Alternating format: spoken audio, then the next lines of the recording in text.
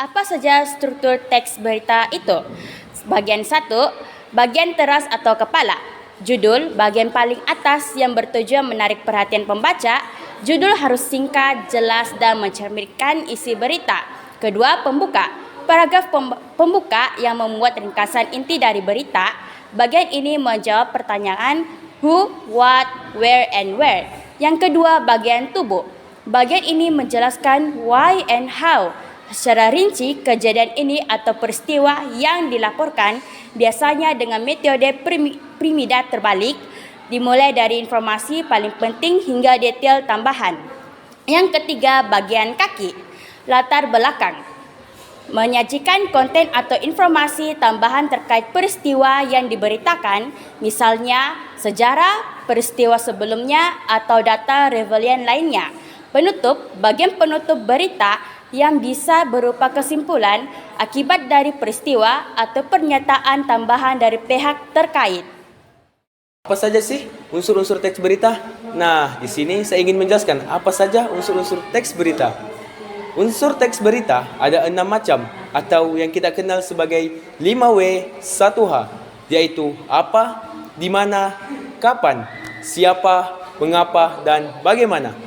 Biar lebih gampang, teman-teman bisa menyingkatnya menjadi adik Simba.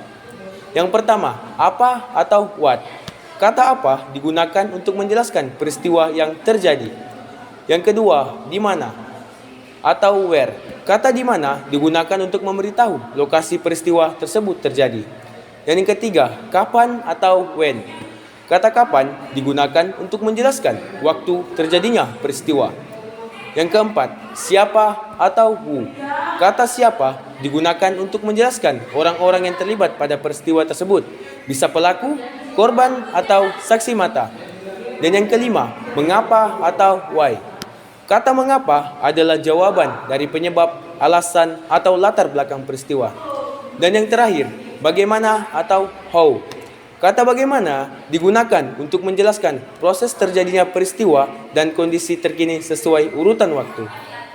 Bagaimana dengan penyajian teks berita? Jenis penyajiannya terbagi menjadi 2. Yang pertama berdasarkan penyampaiannya. Jenis penyajian ini terbagi menjadi 3. Yang pertama ada berita langsung. Penyampaian berita secara kronologis dimulai dari kejadian terbaru. Yang kedua, berita terbalik. Penyampaian berita dengan informasi penting di awal dan informasi tambahan di bagian akhir. Yang ketiga, berita gabungan, menggabungkan kedua elemen dari berita langsung dan berita terbalik. Yang kedua, jenis penyajian berdasarkan medianya. Jenis penyajian ini terbagi menjadi 3. Yang pertama, media cetak. Penyampaian berita berupa tulisan yang dicetak, contohnya seperti koran. Yang kedua, media elektronik. Penyampaian berita berupa tulisan di media massa, contohnya seperti jurnal online. Yang ketiga, penyampaian berita berupa video yang menggambarkan berita yang ingin disampaikan. Kaedah kebahasaan. Yang pertama, bahasa baku dan formal. Menggunakan bahasa sesuai ejaan dan tata bahasa yang benar. Kedua, objektif. Berita berdasarkan fakta tanpa opini pribadi. Ketiga, kata kerja aksi. Menggambarkan tindakan seperti mengatakan, melakukan. Keempat, kutipan langsung dan tidak langsung.